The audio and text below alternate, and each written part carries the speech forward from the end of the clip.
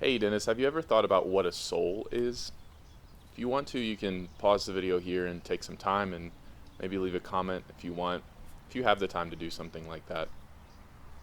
I've been thinking about this recently, but it was sort of in a weird way that it came up.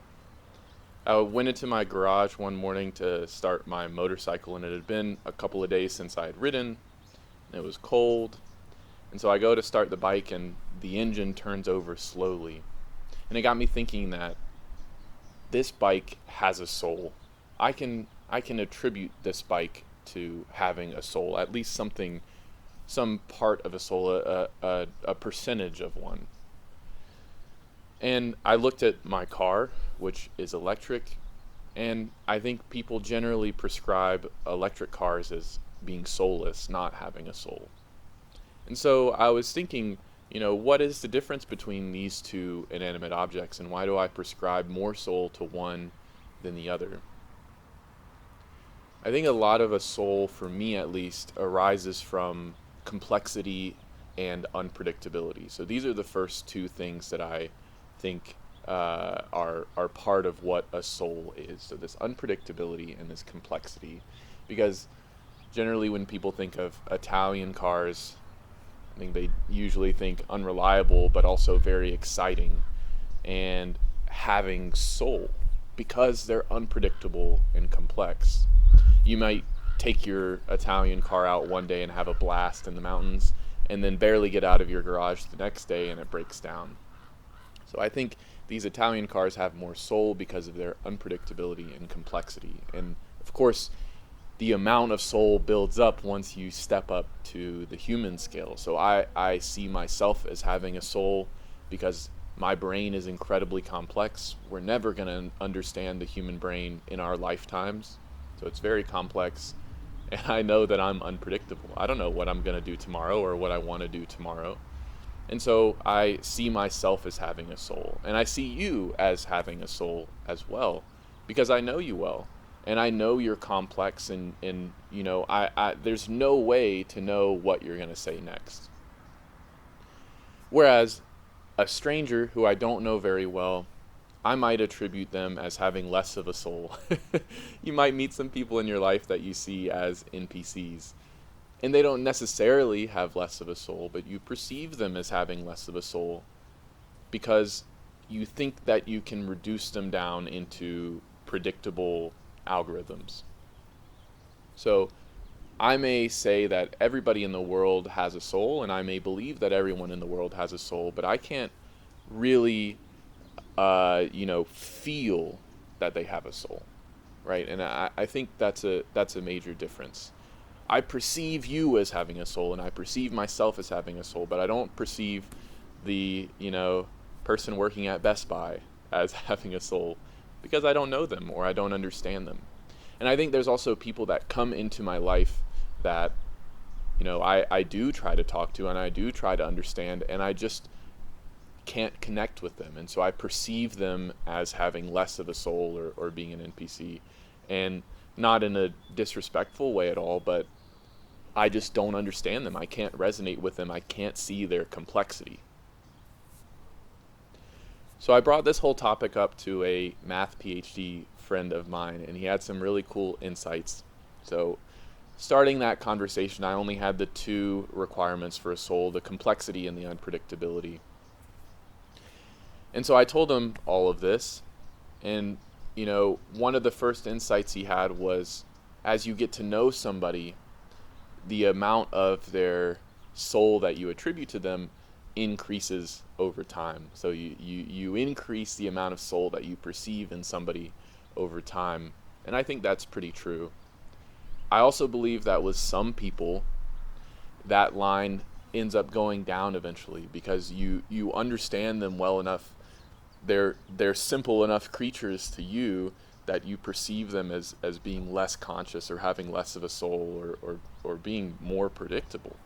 And maybe not just with people, but with things as well. If I completely understood how my motorcycle worked, I think I would attribute less of a soul to it. I wouldn't see it as complex. but I needed some level of understanding to attribute a soul to that motorcycle. If somebody is not into cars or motorcycles at all and they see a car, they think it's an inanimate object and it just exists. But as you understand how cars work, you attribute more and more soul to that thing. And same thing with like an ant, for example. I may look at an ant and not really care about ants, and so I don't really attribute a soul to it. But as I start to understand that ant, I understand there's complexities in that ant. It has a brain. It does have that unpredictability. I don't know what the ant's going to do next. And then maybe I get a PhD in ant biology, and I really deeply understand how an ant works and how an ant brain works, which is something that we can understand now because they aren't very complex. And so eventually I might attribute less of a soul to that organism.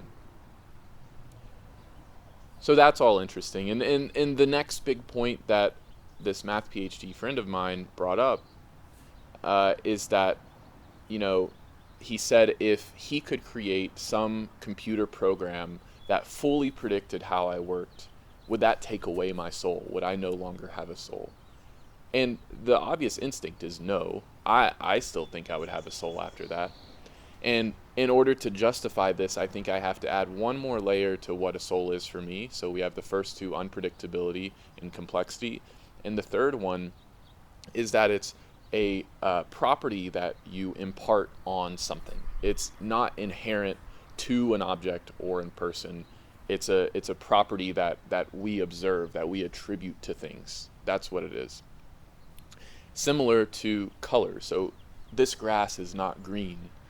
This grass is green to us, to our eyes, to our brain. We perceive it as being green because it reflects a particular wavelength of light. That is an absolute truth, that it reflects a particular wavelength of light, but it being green is not an absolute truth. That is an observation. That is how we process the reflection of light. And I think souls are a similar way. So my friend could go out and write a computer algorithm that perfectly predicts me.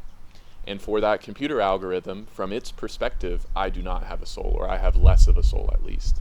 But for him, perceiving me, I don't think that takes away my soul, because he can't understand me as deeply as that computer program, the hypothetical computer program, could. So souls are something that we attribute, and they can change over time. I think it's important to think about these kinds of things and just understand how you perceive the world. Just as important it is that we understand how we perceive color, and that it's not a true property of an object. A soul is not a true property of an object. I perceive myself having a soul, but that doesn't mean it's an inherent property. It's something that arises from complexity and unpredictability. So that wasn't really the point of this video. The point of this video was to flex to you that I have a really good microphone now. And also, as a side note, I recorded this whole video once already, and I forgot to press record on this thing. But this thing is really cool. Look, I can change the sensitivity, and now I can do ASMR. I'll cut in some audio of me eating an apple.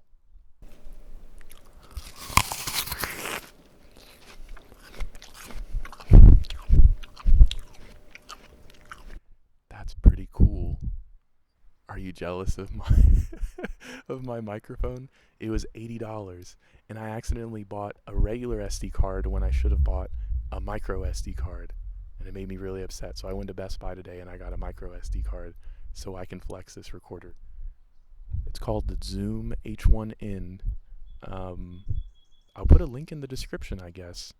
I got an Amazon affiliate account. We'll see how that goes. But anyway, I can adjust it all the way up too, so now it's less sensitive and I can talk at full volume. Anyway, Dennis, I hope you're having a fantastic weekend. Hopefully this video comes out by tomorrow. It's a pretty long one, so it'll take a while to upload and render and whatever. Yeah. See you later, bud.